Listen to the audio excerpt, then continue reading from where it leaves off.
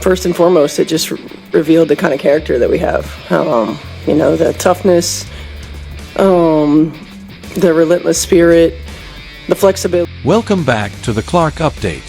Today's story has taken another unexpected turn, with new developments capturing the attention of WNBA fans everywhere. From surprising claims to strong reactions, the conversation surrounding this situation is growing by the minute. Music. So, what is really happening? Has this story reached a major turning point, and what could happen next? Stay with me until the very end as we break down the key details, the latest reactions, and everything you need to know. Now, without wasting any more time, let's get straight into today's big story. It's finished. The entire project appears to be approaching a catastrophic system-wide collapse, while the people in charge seem to be handing matches and gasoline to those already setting the fire. This is no longer simply about basketball. It is about an open, hostile, and increasingly undeniable uprising developing within the WNBA. Caitlin Clark's arrival was supposed to represent the league's redemption, golden ticket, and last great opportunity. Instead, the internal conflict surrounding her has now produced its first high-profile public casualty. A coach was pushed to the point of stepping away from the public conversation. She should not have needed to quit her job because that would have made the situation far too simple. Instead, a respected and accomplished head coach appeared to retreat from the supporters, the public arena, and even the broader conversation about accountability because the unfiltered anger of hundreds of thousands of newly engaged fans became impossible for the establishment to ignore. This is a 5-alarm, code red situation. We are watching what looks like a system breaking down in real time, with ordinary fans publicly applying what they believe is nothing more than common sense. Mainstream sports commentators who have financial relationships with the league are being accused of deliberately minimizing the situation. They describe it as nothing more than rookie treatment, or tell viewers that this is simply what physical WNBA basketball looks like. But the fans who are now helping fund the league in unprecedented numbers are pushing back aggressively online, arguing that this explanation is simply unacceptable. At last, the carefully constructed wall of silence and denial appears to have been breached by the anger of those fans. The head coach of the Connecticut Sun, Stephanie White, found herself at the center of that backlash after her team faced the Indiana Fever. The Sun were having an excellent season, but the physicality used against Caitlin Clark became a major talking point. To critics, it appeared that teams had developed one basic strategy whenever they could not stop Clark with skill: make the game as physical as possible. The message, at least according to her critics, seemed to be simple: if you cannot outsmart her, hit her. If you cannot outshoot her, knock her off balance. It was a style of defense that appeared to prioritize physical intimidation over basketball ability. But this time, the reaction went far beyond a few isolated complaints. The backlash was enormous. Caitlin Clark supporters unleashed a wave of anger across social media. A fan base that now represents a significant portion of the WNBA's growing audience had seemingly reached its limit after watching the league's biggest young star endure repeated physical challenges game after game. The screen fills with a fast-moving collage of social media reactions, YouTube comments, Instagram posts, and tweets directed toward Stephanie White and the Connecticut Sun's official accounts. Usernames and comments appear one after another. Shameful. This isn't basketball. Protect your stars. The league needs to investigate this. The comments were harsh, relentless, and increasingly emotional. Music. Some accused White and her team of deliberately targeting Clark, while others argued that the league needed to do more to protect its most marketable young player. The criticism continued for hours, creating the impression of a digital army of supporters who believed they could see something that league officials and parts of the sports media were unwilling to acknowledge. To these fans, the issue was no longer simply about one foul or one game.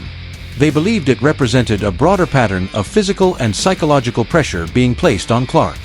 And what happened when that public anger reached Stephanie White? According to the narrative spreading online, she could not withstand the pressure. Her account disappeared, and she stepped away from the conversation. Critics interpreted that as an admission that she had no defense for what was happening. But there is an important distinction here. A coach deleting or deactivating a social media account does not, by itself, prove guilt or establish that she was responsible for wrongdoing. It can also reflect a decision to step away from harassment or an overwhelming online environment. Still, the incident became symbolic to Clark's supporters. They saw it as evidence that the public had finally forced the issue into the open. This was no longer simply about a coach deciding to log off after receiving criticism. For the most passionate fans, it represented a deeper problem within the WNBA. They believed the very audience the league desperately needed had publicly rejected the way Clark was being treated. The message from those supporters was direct. They believed they understood what was happening, they believed jealousy was involved, and they were unwilling to accept what they viewed as a coordinated effort to diminish Clark. The league, coaches, veteran players, and organizations were increasingly being accused of contributing to what fans described as a toxic environment surrounding Clark. Critics believed an unnecessary us versus them mentality had been created, and now that mentality was beginning to produce consequences. They believed the league had severely underestimated the power of Clark's audience. Executives may have assumed that established sports media outlets could control the narrative by describing the physicality as normal basketball. But the emotional and financial commitment that millions of new fans have developed toward Clark cannot simply be dismissed.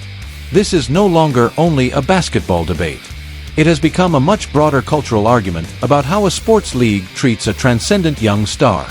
Visual, a high-definition slow-motion replay of Chendi Carter's controversial contact with Clark appears on screen. Another replay shows a hard hip check involving Clark. Bold text overlays the footage. This isn't basketball. This is a targeted attack.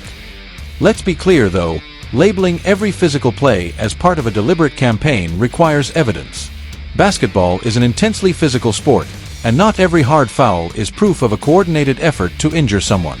At the same time, repeated questionable plays naturally lead fans to demand greater consistency from officials and stronger protection for star players.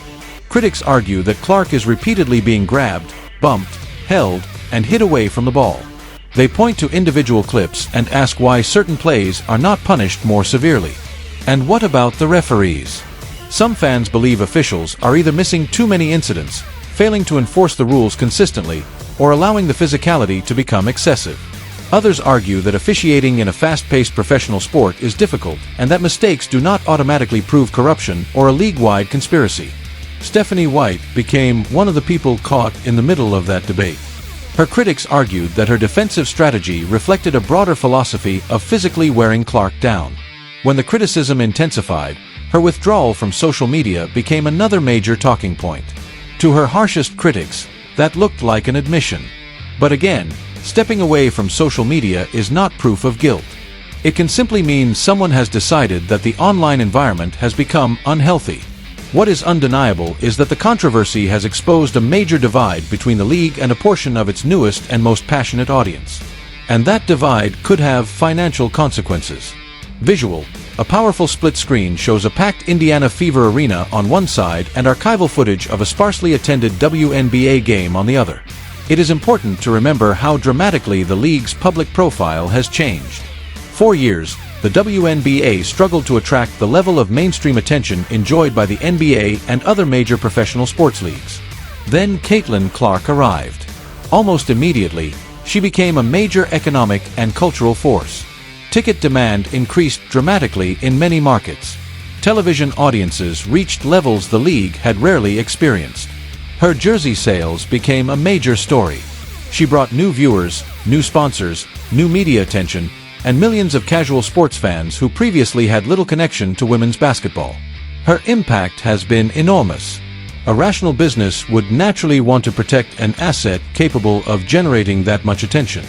The league would have every reason to market her aggressively, promote her accomplishments, and make sure the product around her remained compelling. Yet critics believe the WNBA has done the opposite by allowing its biggest star to become the center of repeated controversies involving physical play. They argue that some veteran players have publicly criticized Clark instead of embracing the attention she has brought to the league. From this perspective, it looks like institutional self-sabotage, receiving an unprecedented opportunity and then allowing internal conflict to damage it. For a moment, imagine the NBA in the 1980s deciding that Michael Jordan was becoming too popular. What if the league had allowed opposing teams to physically abuse him without consequences and eventually pushed him out? The NBA would have been sacrificing one of the greatest opportunities in its history. The WNBA is now facing its own version of that challenge. Caitlin Clark has created an extraordinary moment for the league, and the question is whether the organization will recognize the opportunity or allow internal conflict to undermine it. The executives, coaches, and players who benefit from the league's growth have a shared interest in making sure that growth continues. And the fans are watching. Since some supporters believe mainstream sports media is unwilling to challenge the league strongly enough, they have taken the conversation into their own hands. Visual, full-screen tweets and YouTube comments appear one after another. One comment says, "The strongest evidence is Stephanie White deleting her account." Another says, "It's not even being hidden anymore. The league is protecting the old guard." And another argues, "This league needs major reform before it destroys the momentum Caitlin Clark has created." These comments represent the anger of a particular section of the fanbase, but they should not automatically be treated as established facts. Online outrage can be powerful, but it can also exaggerate, misinterpret, and turn speculation into certainty. Still, the underlying business question is real. What happens if the fans who arrived because of Caitlin Clark become dissatisfied with the product? Sponsors do not want to associate their brands with endless controversy. Parents may hesitate to encourage their children to follow athletes they perceive as constantly involved in hostile incidents. And casual fans who discovered the WNBA because of Clark could eventually lose interest if the surrounding story becomes more negative than entertaining. That is the real risk. If the league mishandles this moment, it could damage the momentum it has spent years trying to build. But there is another option. A league that understands its business, protects its stars, promotes competitive basketball, and enforces its rules consistently. Look at the NFL. Quarterbacks receive significant protection because the league understands that they are central to the product. Look at the NBA. Over decades, the league adjusted rules and officiating philosophies to create an environment where elite offensive players could showcase their abilities. The basic business principle is simple. Fans pay to watch stars perform at their best.